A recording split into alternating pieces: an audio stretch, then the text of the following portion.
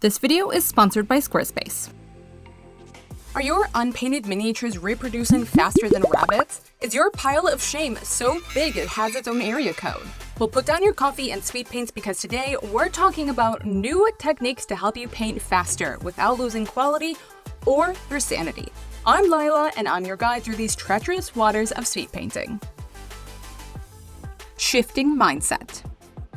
First things first. Painting faster is not actually about moving faster, though that's not necessarily a bad thing. So put down that coffee and step away from the speed battle playlist. It's about working smarter, not harder.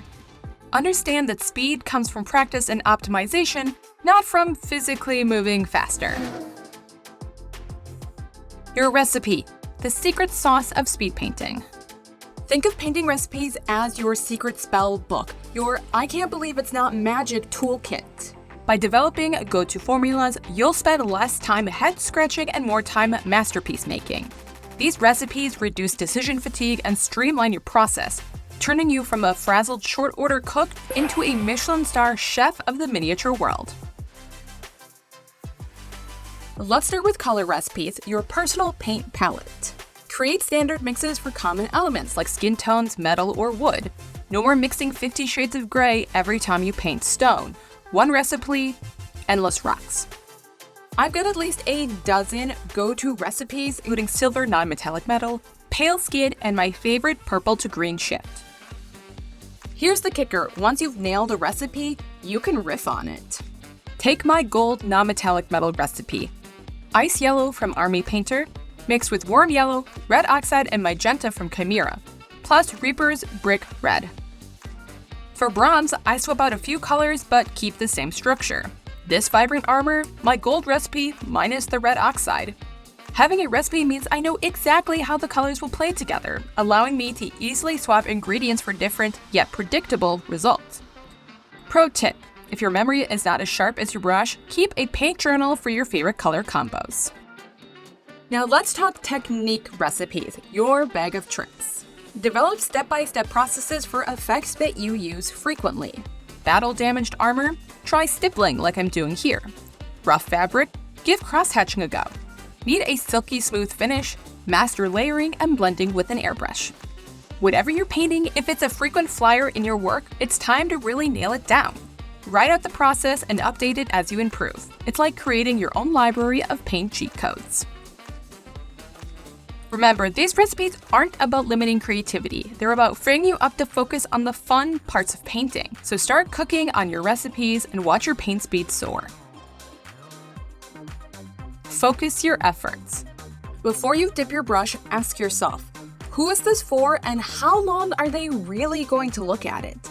If the answer is, for me, to cherish forever, then by all means, go ahead. Paint those toenails with the dedication of Michelangelo. But if it's for Dave, who'll probably knock it over reaching for dice, maybe save your sanity and time for parts that count. But before we continue, let's talk about Squarespace.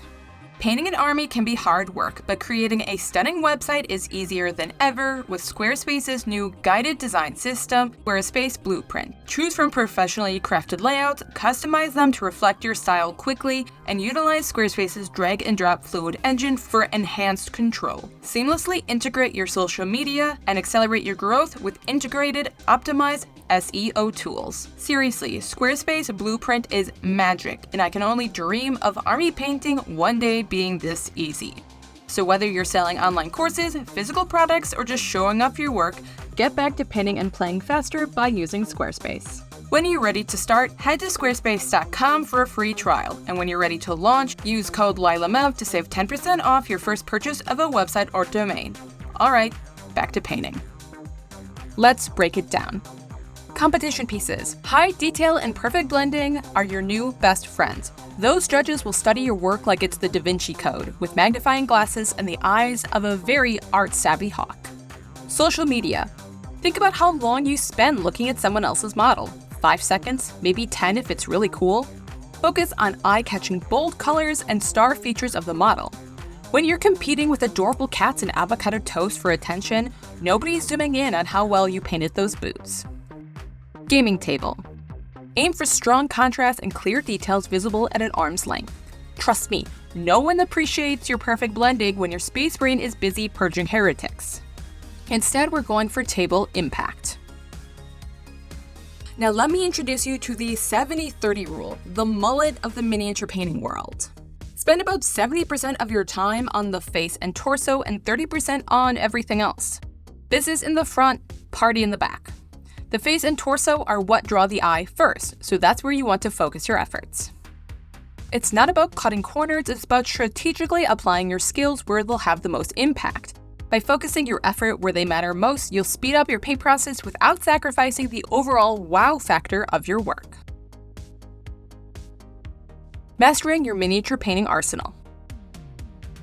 Let's talk about your weapons of mass creation. Knowing your tools is crucial for painting faster. First, let's address the ever-growing mountain of paints and gadgets. We've all been seduced by a new paint range or that limited edition color. But here's the truth. Constantly buying new paints is like trying to learn a new language every week. Exciting, sure, but about as effective as painting with a cat's tail. Every new paint has its quirks: viscosity, coverage, drying time.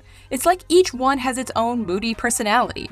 While experimenting is great, constantly switching means you're always in the awkward first date phase with your paints. The solution? Pick a paint lineup and commit to it. Get to know your paints intimately. Learn how they blend, thin, and behave. When you know your paints inside and out, you'll spend less time fiddling and more time actually painting.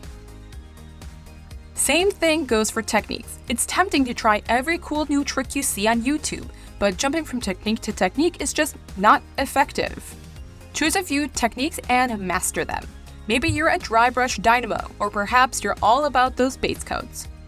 Whatever your chosen technique, practice them until they're second nature. Don't paint blind, the power of reference. Here's a little-known secret that is super common in the world of art, but for some reason is not talked about in miniature painting. The secret of reference photos. Not sure how to paint a skull? Don't guess and end up with a deformed potato. Look at a reference photo. Trying to nail that leather effect, but it's coming out as bad burnt toast? I guarantee someone has made a YouTube video on painting leather that'll save your mini from looking like it's wearing cardboard armor. There's no need to hobble yourself by figuring it out all on your own through trial and error. Did you know many classical artists learn by directly copying the greats? So whether you're learning from real life, watching paint masters on YouTube, or studying photos of historical artifacts, there's a whole world of knowledge out there. You just have to reach out and grab it. Want to learn more about using a reference effectively? Check out this video here. It's packed with tips that'll make you wonder why you ever painted without using a reference. And there you have it. You are now armed with the knowledge to paint faster than a tyrannid on caffeine. Remember, Rome wasn't painted in a day, but with these tips, you might just finish a Space Marine chapter before the next edition drops. Remember, you can buy literally anything through the Amazon links down in my description box, and I'll make a little bit of money, and it doesn't cost anything extra to you. If you want to support me specifically, you can of course join me on Patreon. Like, comment, subscribe. You do not know how much your comments mean to me. Alright, thanks so much. I'll see you next time.